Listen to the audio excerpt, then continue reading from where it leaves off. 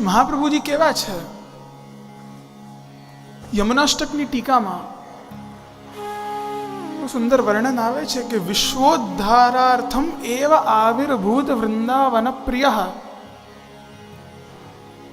કૃપયંતુ સદા તાત ચરણામયી વિઠ્ઠલે. શ્રી ગુસાઈજી લખે છે કે મહાપ્રભુજી વિશ્વના ઉદ્ધાર માટે પ્રકટ થયા છે. આપણને શંકા થાય કે અત્યારે એમ કહ્યું કે મહાપ્રભુજી બધાના ઉદ્ધાર માટે નથી, તો પછી ગુસાઈજી એવી કેમ આજ્ઞા કરે છે કે વિશ્વના ઉદ્ધાર માટે મહાપ્રભુજીનો પ્રાગટ્ય છે? તેમાં હરિડાઈજી ખુલાસો કરે છે બહુ સુંદર ઉદાહરણ આપીને કે સર્વે બ્રાહ્મણા ભોજયિતવ્યા. જેમ આપણે ઘરે એક બ્રાહ્મણ ભોજ રાખ્યો હોય, બ્રાહ્મણોને ભોજન કરાવવાનો નિયમ લીધો હોય, અને આપણે કોઈને કહીએ કે બધા જ બ્રાહ્મણોને ભોજન કરાવી દો, એનો અર્થ શું થાય કે નિમંત્રિતા બ્રાહ્મણ એવ ભોજયિતવ્યા. જે બ્રાહ્મણો નિમંત્રિત છે એમને જ ભોજન કરાવવાની વાત છે, આખા જગતના બ્રાહ્મણોને ભોજન કરાવવાની વાત નથી. તો એમ મહાપ્રભુજી એ વિશ્વના ઉદ્ધાર માટે, પણ વિશ્વમાં જે દૈવી જીવ રહેલા છે એમના જ ઉદ્ધાર માટે પ્રકટ થયા છે, બધા માટે નથી પ્રકટ થયા.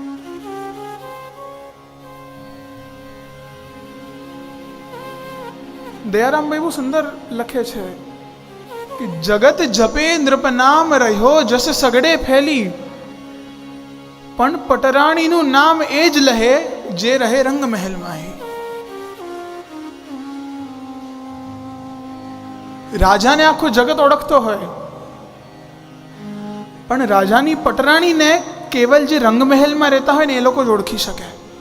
એમ કૃષ્ણને તો આખું જગત ઓળખે છે,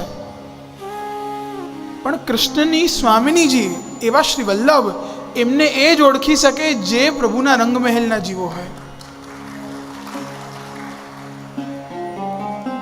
તો વૈષ્ણવ, હું એમ માનું છું કે જ્યારે મહાપ્રભુજી આટલી કૃપા કરી હોય તો આપણે બી ક્યાંક ને ક્યાંક એ પ્રભુના અંતરંગ રંગમહેલના જ એકાદું જીવો હશું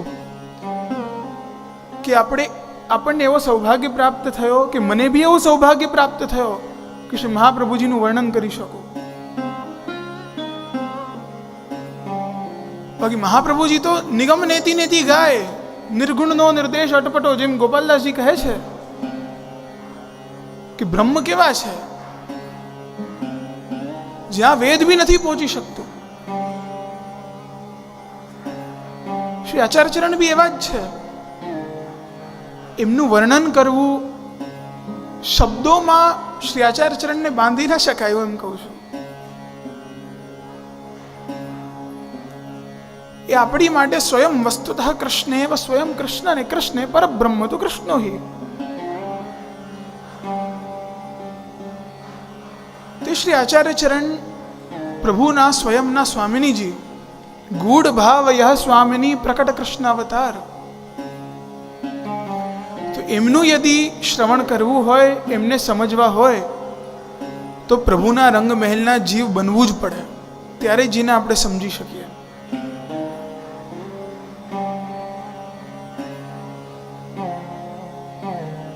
તો આપણે જે આ 3 દિવસ દરમિયાન શ્રી વલ્લભના ચરિત્રનું, સાથે સાથે શ્રી વલ્લભના સેવકોના ચરિત્રનું શ્રવણ કરીશું, તો આપણે એ જ જીવનમાં ઉતારવાનું છે.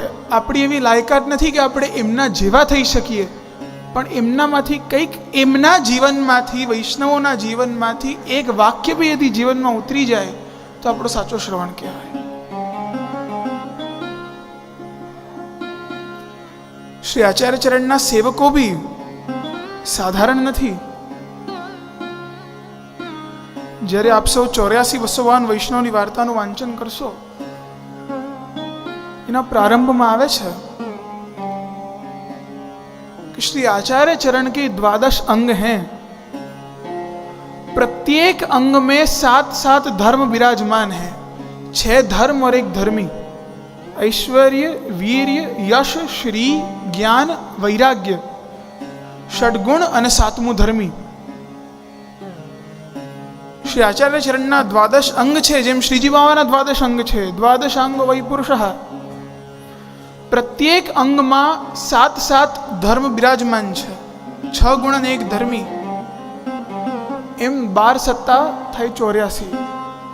તો એમ પ્રત્યેક વૈષ્ણવ શ્રી આચાર્ય ચરણના અંગરૂપ છે. કેવલ સાધારણ મનુષ્ય માત્ર નથી. શ્રી આચાર્ય ચરણના એક અંગમાં એક વૈષ્ણવ વાસ કરે છે. એ જ આચાર્ય ચરણના બધા જ સેવકોનું, આપણા વૈષ્ણવનું બી આપણે ચરિત્રનું શ્રવણ કરીશું કે જેમને શ્રી મહાપ્રભુજીએ પોતે ભગવદ રસનું દાન કરી અને શરણે લીધા છે. જેમ આપનું નામ છે લીલામૃત રસાર્દ્રાર્દ્રી આર્દ્રાર્દ્રીકરણમ.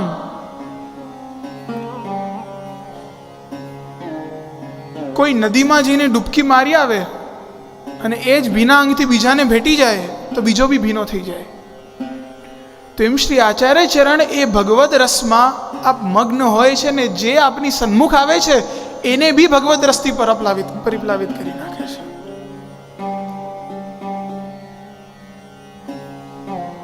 તો એ જ શ્રી આચાર્ય ચરણ આપના અનવતાર કાલમાં આપને સમજવા હોય, આપના દર્શન કરવા હોય તો આપનું ચરિત્ર, આપના ગ્રંથો એ જ આપણું માર્ગ છે કે એ જ આપણું સાધન છે કે આચાર્ય ચરણને આપણે સમજી શકીએ. રૂપે મહાપ્રભુજી આ વસ્તુ ફોલો કરે છે. શું કરે છે કે એકવાર યદિ એક જીવનો હાથ પકડી લીધો, કર ગહી કે, કર એટલે હાથ, હાથ પકડીને ક્યારેય ભી મહાપ્રભુજી છોડતા નથી.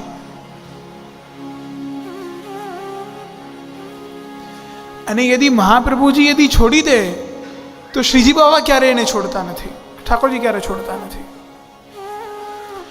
ઠાકોરજી ના છોડે એટલે સહજ છે મહાપ્રભુજી હાથ નથી છોડવાના. સૌથી મોટામાં મોટું ઉદાહરણ આપણે ત્યાં વાર્તાજીમાં પ્રાપ્ત થાય છે રામાનંદ પંડિતનો.